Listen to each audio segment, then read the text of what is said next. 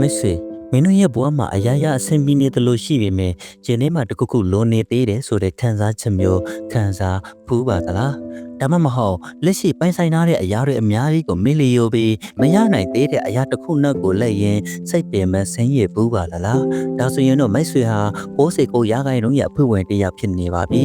ဒီနေ့မှာတော့ကျွန်တော်တို့ရဲ့ပြောရှင်းမှုတွေကိုတက်တက်ဆက်ဝမ်းမြောက်တတ်တဲ့69ရာခိုင်နှုန်းဆိုတဲ့စိတ်ပိုင်းဆိုင်ရာထောင်ချောက်တစ်ခုရဲ့အကြောင်းကိုပြောပြပေးချင်ပါတယ်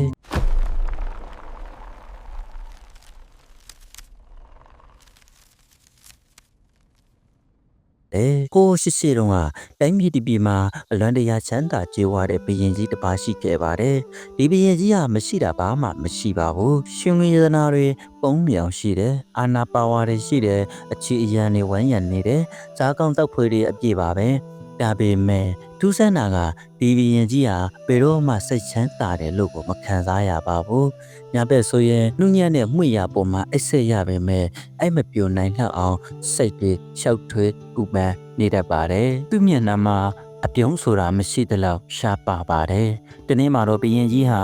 နန်းတို့ဥယျာဉ်ထဲလမ်းလျှောက်ရင်းအစီခံတယောက်ကိုသွားတတိထားလိုက်ပြီးပါတယ်။အဲ့ဒီအစီခံကဘုရင်ကြီးရဲ့ဆက်ကျင်ဘက်ပါပဲ။သူကဆင်းရဲတယ်။နေ့တိုင်းပြင်မအလုပ်ချမ်းတွေလုပ်ရတယ်။စားဝတ်နေရေးကလည်းမပြေဆောင်ဘူး။ဒါပေမဲ့သူ့မျက်နှာကအမြဲတမ်းပြုံးချွန်နေတဲ့ပန်းမဲ့ရီလောင်းရင်လဲတချင်းတန်လေးတအေးအေးနဲ့ပြမျက်စိလေးရင်လဲတေချွန်တန်လေးနဲ့အမြဲတမ်းတက်ကြလန်းဆန်နေတယ်။ဘုရင်ကြီးကအရန်အအိုးမှန်တက်သွားတာပေါ့သူကပညာရှိအမတ်ကြီးကိုခေါ်ပြီးမေးလိုက်တယ်အမတ်ကြီးငါမှစီးစိမ်တွေဒီလောက်ထိများတာတောင်ငါမပြောချင်နိုင်ဘူးဟိုးအစီခံကအာမမရှိတာတောင်ဘာလို့ဒီလောက်ထိပျော်ရွှင်နေရတာလဲငါမှမရှိတဲ့ဘီအရာကသူ့စီမှာရှိနေလို့လဲပေါ့အဲဒီအခါပညာရှိအမတ်ကြီးကပြောပြီးရှောက်တင်ပါတယ်အရှင်မင်းကြီးဒီအစီခံကပျော်ရွှင်နေတာဟာသူ့မှာတခုခုပိုရှိနေလို့မဟုတ်ပါဘူးသူဟာ69ရာခိုင်နှုန်းထိကိုမရောက်သေးလို့ပါအရှင်ဘုရားဘုရင်ကြီးကလည်းမျက်မှောက်ကျုံးဝပါတယ်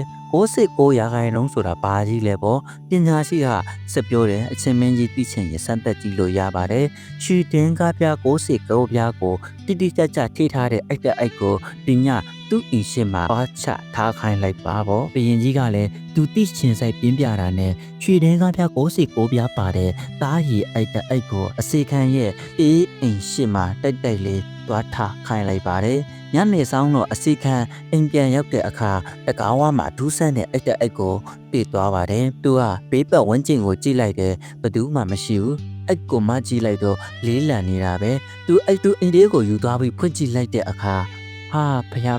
အဲ့ထဲကနေဝင်းလျက်တောက်ပါနေတဲ့ရွှေတင်းကားပြားတွေကျမ်းပြင်ပေါ်ကိုကြာလာတယ်အစီခံဟာမျက်လုံးပြူးမျက်စံပြူးဖြစ်သွားပါတယ်။ဟာသူတစ်သက်လုံးအလုတ်လုတ်ရတောင်မရနိုင်တဲ့ပမာဏလေသူအရန်ပျော်သွားပြီးတုံငင်နဲ့ဒင်းကားပြားတွေကိုစတင်ရည်တွက်ကြည့်လိုက်ပါတယ်။တစ်ပြားနှစ်ပြားအစီပြား50 60 69ပြား69ပြားပဲရှိပါလားသူ့စိတ်ထဲမှာတမျိုးဖြစ်သွားတယ်ပုံမှန်ဆို100ပြည့်ရမှာလေဘသူကများကနန်းမကြတကောင်မကြ69ပြားပေးရတာလေသူထက်ရွေးကြည့်တယ်69ပြားပဲထက်ရွေးတယ်69ပြားပဲသူ့ရဲ့ပျော်ရွှင်မှုကပျောက်ဆုံးစာပြုလာပါတယ်တေးကြတယ်ဒီတက်ပြားကလမ်းမှာပျောက်ကျကြံခဲ့တာနေမှာဒါမှမဟုတ်တနေရာမှာလစ်နေတာဖြစ်မယ်သူအိမ်ပြထွက်တယ်သူအိမ်ပြင်ကိုထွက်လမ်းတစ်ချောင်းလုံးမြေကြီးကိုစမ်းပြီးတော့လက်ချတယ်တညလုံးမင်းထွန်းပြီးတော့ရှာတယ်ခြုံပေါက်တွေကြားကြောက်ခဲတွေကြားအကုန်လန့်ရှာတယ်ဒါပေမဲ့မတွေ့ဘူးမနဲ့မိုးလဲခါနေရောသူအရန်ကိုပင်ပန်းပြီးဒေါသတွေထွက်လာတယ်ဒီတပြားဘေးရောက်သွားတာလဲကွာဒီတပြားသာရှိရင်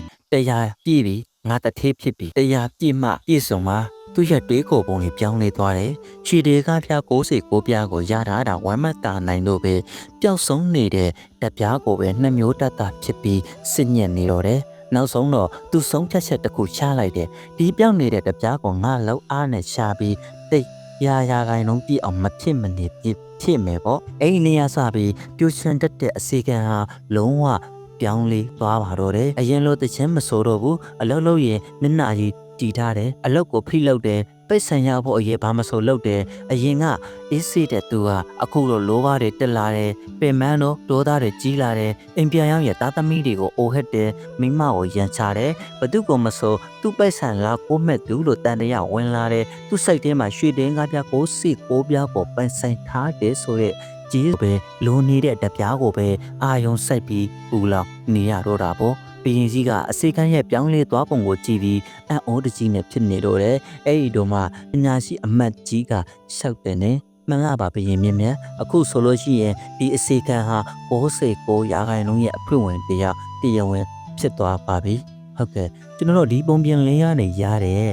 ဒီခံစားချက်လေးကတော့69ရာခိုင်နှုန်းဆိုတာတကယ်တော့မပြည့်တဲ့စိတ်ကိုတင်စားပြီးပြောလိုက်တာပါကျွန်တော်တို့လူသားတွေဟာဖျားသခင်တို့မဟုတ်ကန်တရားကပေးထားတဲ့ကောင်းချီးမင်္ဂလာ69ရာခိုင်နှုန်းအထိကိုပိုင်ဆိုင်ထားကြပါတယ်ကျွန်တော်တို့မှာအသက်ရှင်တန်ခွင့်ကျန်းနေတဲ့ခန္ဓာကိုယ်69ရာခိုင်နှုန်းထိရှိတယ်ကျွန်တော်တို့ကိုရှစ်တဲ့မိသားစု69ရာခိုင်နှုန်းထိရှိတယ်မနေ့ကနေရောင်ချီကိုမြင်ခွင့်ရတဲ့မျက်လုံးအစုံ69ရာခိုင်နှုန်းအထိကိုရှိပါတယ်ဒါပေမဲ့ကျွန်တော်တို့ကအဲ့ဒီ69ရာခိုင်နှုန်းလုံးကိုတန်ဖိုးမထားပဲမီလီကိုထားတတ်ကြပါတယ်ကျွန်တော်တို့ရဲ့မျက်လုံးတွေကမရသေးတဲ့လိုချင်နေတဲ့ပျောက်ဆုံးနေတဲ့100ရာခိုင်နှုန်းတစ်ခုစီကိုသာလည်းရောက်နေတတ်ကြပါတယ်ကျမကြီးကောင်းနေတာကို69ရာခိုင်နှုန်းလို့မမြင်ပဲငွေနည်းနည်းလိုနေတဲ့100ရာခိုင်နှုန်းကိုပဲမြင်ပြီးစိတ်ဆင်းရဲကြတယ်မိသားစုနဲ့ပြောချင်နေတာကို69ရာခိုင်နှုန်းလို့မမြင်ပဲသူများလို့အကြီးကြီးမပိုင်သေးတဲ့100ရာခိုင်နှုန်းကိုပဲမြင်ပြီးအားငယ်နေတတ်ကြတယ်အဲ့ဒီ100ရာခိုင်နှုန်းတော့လိုအပ်ချက်အတွက်နဲ့ကျွန်တော်တို့မှာရှိပြီးသား69ရာခိုင်နှုန်းတော့ပြောချင်မှုတွေကိုဆွန့်လွတ်လိုက်ကြပါတယ်အစေခံလို့တခြင်းတန်လေးတွေပျောက်ဆုံးသွားတယ်တကယ်တော့ BPS တုံတဲ့100ရာခိုင်နှုန်းဆိုတော့ဒီလောကကြီးမှာမရှိပါဘူးဘလောက်ပဲချမ်းသာတဲ့သူဖြစ်ပါစေဘလောက်ပဲတိုးတဲ့သူဖြစ်ပါစေ100ရာခိုင်နှုန်းပြည့်ဖို့တနည်းနည်းနဲ့တော့လိုအပ်ချက်ရှိနေကြသူတွေကြီးပါပဲအဲ့ဒီတော့လိုအပ်နေတာကဘဝရဲ့သဘောတဘာဝဖြစ်ပါတယ်ဒါကြောင့်မိတ်ဆွေဒီနေ့ကစပြီးကိုပြန်မေးကြည့်ပါငါလိုနေတဲ့100ရာခိုင်နှုန်းကိုလိုက်ရှာရင်ပင်ပန်းဆင်းရဲနေမှာလားဒါမှမဟုတ်ရှိပြီးသား69ရာခိုင်နှုန်းကိုတန်ဖိုးထားပြီးတော့ကျေးဇူးတင်ဆိုင်နဲ့ပြိုချွင်းနေမှာလားပေါ့ဟုတ်ဒါကြောင့်အကုန်လုံးကိုဆွတ်တောင်းပေးခြင်းပါတယ်69ရာခိုင်နှုန်းရဲ့ထောင်ချောက်တဲကနေရုံထွက်ပြီးလက်ရှိရဲ့ဘဝကိုရောက်ရင်းကျဉ်းနိုင်တဲ့သူများဖြစ်ကြပါစေလို့ဆုမွန်ကောင်းတောင်းပေးလိုက်ပါတယ်ခင်ဗျာ